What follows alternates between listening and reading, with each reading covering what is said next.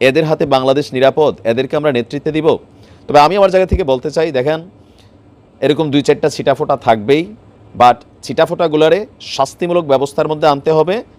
আর বাকি যারা team member আছেন আপনাদেরকেও বিষয়গুলোতে একটু সচেতনতা রাখতে হবে, নয়তো সমন্বয়করা যখন এভাবে গ্রেপ্তার হয়, ছবি ফেসবুকে আসে, তখন বিষয়টা অনেকটা নেগেটিভ হয়, এই আন্দোলনকে প্রশ্নবিদ্ধ করে। ঘটনার প্রেক্ষাপট হচ্ছে ময়মনসিংহের ফুলপুরে ভারতীয় চিনি এবং জিরা মজুদের অভিযোগে 2 সমন্বয়ককে গ্রেপ্তার করেছে যৌথ বাহিনী।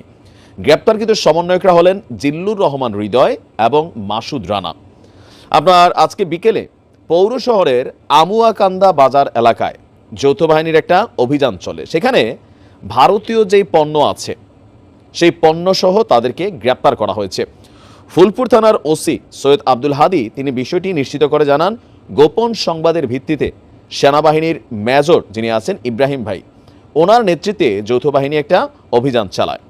এ সময় ভারতীয় পণ্য গুদামজাত করার বৈধ কোনো কাগজপত্র তারা দেখাতে পারেনি, যার কারণে তাদেরকে গ্রেপ্তার করা হয়েছে। তাদেরকে গ্রেপ্তারের সাথে 120 বস্তা চিনি, 15 বস্তা জিরা এগুলোকে জব্দ করেছে যৌথ বাহিনী। পরবর্তী সময়ে পুলিশ হেফাজতে সেগুলো দেওয়া হয়েছে। তো তাদের বিরুদ্ধে অলরেডি ভারতীয় মাল চোরাচালানের বিশেষ ক্ষমতা আইনে ফুলপুর থানায় একটি মামলাও করা হয়েছে। এখন আমরা জানি বৈষম্য বিরোধী এই আন্দোলনে যারা সমন্বয়ক আছেন তারা সবাই ভারতীয় অবস্থানের সাথে খুবই বিরোধী একটা অবস্থানে আছে ভারতের সাথে। কিন্তু দেখেন যখন নিজের ব্যক্তি স্বার্থ আসছে, ওই ঘুরা ফিরা আমরা এই দেশের মানুষ আইন অন্যের জন্য খুব চাই। আমরা চাই পুলিশ সৎ হবে, সরকারি কর্মচারী কর্মকর্তারা সৎ হবে, কিন্তু আমার ছেলে বা আমি নিজে যখন এইসব জায়গায় বসবো, আরে ভাই আমি আর সামান্য একটু করলে আর সমস্যাকে, বিষয়টা কিন্তু এই জায়গাতেই। আইনটা অন্যের বেলায় যখন কোনো ঘটনা ঘটে আমরা বলি গজব, আর নিজের বেলার উপর যখন ঘটনা ঘটে তখন আমরা বলি কি এটা আমার পরীক্ষা নেওয়া হচ্ছে।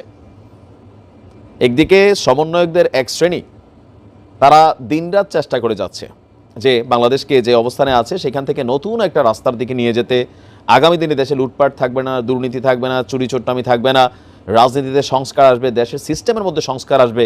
আবার আরেক শ্রেণী এই যে এরকম বহুত ঘটনা কিন্তু বাংলাদেশে ঘটছে কম বেশি, সবগুলো হয়তো আমরা গণমাধ্যমে দেখি না। অনেক সমন্বয়কের নামে তদবির বাণিজ্য, চাঁদাবাজি, টুকিটাকি এগুলো অনেক জায়গায় হচ্ছে, আমরা ফেসবুকে পোস্টে দেখি। বাট ওইগুলোর সত্যতা সম্পর্কে এতদিন কথা বলা না গেলেও আজকে যখন আমরা দেখলাম এই ঘটনা, পুরো সমন্বয়ক হিসেবে তারা যেহেতু তাদেরকে পরিচয় দেয়, বাকিদেরকেও কিন্তু প্রশ্নবিদ্ধ করেছে এই 2 জন। সো এদেরকে দ্রুত বহিষ্কার করতে হবে যদি এরা কোনো গ্রুপের মধ্যে থাকে। আর পাশাপাশি বাকি যারা আছেন রাষ্ট্র মেরামতের কাজে, সংস্কারের কাজে নিজেদেরকে, রাজনৈতিক দলগুলোকে যেমন আমরা আহ্বান জানাচ্ছি নিজেদের মধ্যে সংস্কার আনেন, তো সমন্বয়কদের মধ্যে সংস্কার থাকতে হবে, লোভের ঊর্ধ্বে থাকতে হবে। আপনারা যেই কাজটা করছেন এটা দেশ দুই একটা অপরাধ টাইপের হয়ে গেল।